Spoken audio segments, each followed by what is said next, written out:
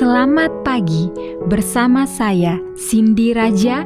Mari kita awali pagi ini dengan semangat baru, motivasi hidup sehat dan inspirasi yang akan membawa kita lebih dekat kepada kebugaran fisik, mental dan spiritual.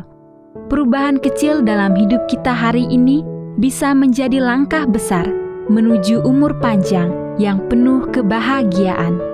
Bersama kita akan merangkul kisah kemenangan, wawasan menarik, dan kekuatan harian yang berakar pada kebesaran Sang Pencipta. Tetap bersama kami di program Renungan Pagi, di mana setiap kata adalah dorongan untuk hari yang lebih baik. Kita mulai pagi ini dengan syukur dan harapan menuju hidup bugar selamanya. Ditulis oleh Kai Kusma bersama Pendeta Denny Kanajo. Selamat mendengarkan. Shalom, selamat pagi para pendengar yang diberkati oleh Tuhan dimanapun Anda berada saat ini. Kita akan sama-sama mendengarkan firman Tuhan melalui audio Renungan Pagi. Pada tanggal 21 Januari 2025 dengan judul Pertukaran yang Menyelamatkan Jiwa. Sebelum kita melanjutkan bacaan renungan kita pada pagi hari ini, kembali saya mengajak semua para pendengar yang setia untuk berdoa bersama-sama. Bapa kami yang bersemayam di dalam takhta kerajaan sorga, terpujilah nama-Mu ya Tuhan. Pada pagi hari ini, sebelum kami melakukan segala aktivitas pelayanan dan pekerjaan kami sangat rindu sejenak untuk merenungkan kebenaran firman Tuhan. Kami sangat butuh kuasa Roh Kudus-Mu dicurahkan kepada masing-masing kami. Terima kasih Tuhan Yesus, ampuni kami Bapa, karena kami sudah berdoa hanya di dalam nama Tuhan dan Juru Selamat kami. Amin.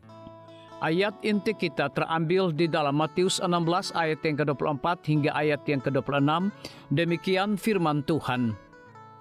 Setiap orang yang mau mengikuti aku, ia harus menyangkal dirinya, memikul salibnya dan mengikut aku. Karena barang siapa mau menyelamatkan nyawanya, ia akan kehilangan nyawanya. Tetapi barang siapa kehilangan nyawanya karena aku, ia akan memperolehnya. Apa gunanya seorang memperoleh seluruh dunia tetapi kehilangan nyawanya? Dan apakah yang dapat diberikannya sebagai ganti nyawanya? Mari kita ikuti penjelasannya. Tahukah Anda bahwa rata-rata orang Amerika yang makan daging akan menghabiskan sekitar 21 ekor sapi, 14 ekor domba, 12 ekor babi, 900 ekor ayam, dan 1000 pon hewan yang berenang dan terbang selama hidupnya? Ada anggapan bahwa semakin banyak daging yang dimakan seseorang, maka ia akan semakin sehat. Tetapi itu semua berubah ketika American Cancer Society mengumumkan rekomendasi berikut yang secara signifikan akan menurunkan resiko kanker. Pola makan yang kaya akan buah-buahan, sayuran, dan biji-bijian, dengan sedikit makanan berlemak, terutama yang mengandung lemak hewani, menjaga berat badan yang sehat dan program olahraga teratur, dan asupan alkohol yang terbatas atau tidak sama sekali. Dukungan ilmiah terhadap rekomendasi ini sangat kuat.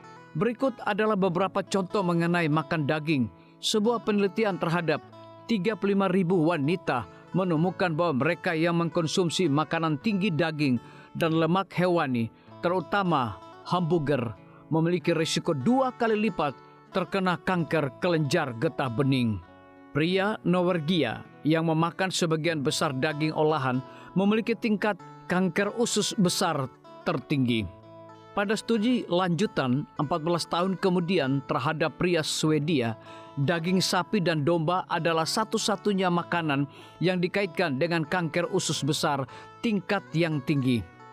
Sebuah studi di Harvard dalam kurun waktu 6 tahun, terdapat 90.000 wanita menunjukkan bahwa tidak ada jumlah daging merah yang aman untuk dikonsumsi dalam kaitannya dengan kanker usus besar. Wanita yang makanan utamanya adalah daging setiap hari, sapi, babi, atau domba, 250% lebih mungkin terkena kanker usus besar dibandingkan mereka yang makan daging kurang dari sebulan sekali. Dan semakin banyak mereka makan, semakin besar pula resikonya. Bahkan wanita dengan tingkat konsumsi daging merah yang rendah seminggu sekali atau sekali sebulan masih 40% lebih mungkin terkena kanker usus besar dibandingkan mereka yang makan daging merah kurang dari sebulan sekali. Bukankah sudah waktunya untuk menukar sebagian dari 21 ekor sapi itu dengan satu truk penuh protein yang berasal dari kacang kedelai? Menukarkan sebagian dari 14 domba dengan beberapa gantang biji-bijian dan polong-polongan. Menyingkirkan 12 ekor babi dan menggantikannya dengan beberapa gerobak wortel dan apel yang segar. Namun yang lebih penting lagi, saya harap Anda mencoba pertukaran rohani yang Yesus sarankan dalam Matius 16 ayat 24 hingga ayat 26. Betapa aneh pertukaran ini kedengarannya. Kehilangan nyawa hanya untuk menemukannya. Tampaknya sangat berlawanan dengan cara yang biasanya kita pikirkan. Namun pertukaran sepadan. Untuk mengikuti Kristus, adakah sesuatu dalam hidup Anda yang harus Anda tukarkan untuk sesuatu yang lebih baik? Biarlah bacaan renungan kita saat ini akan menjadi berkat bagi kita semua.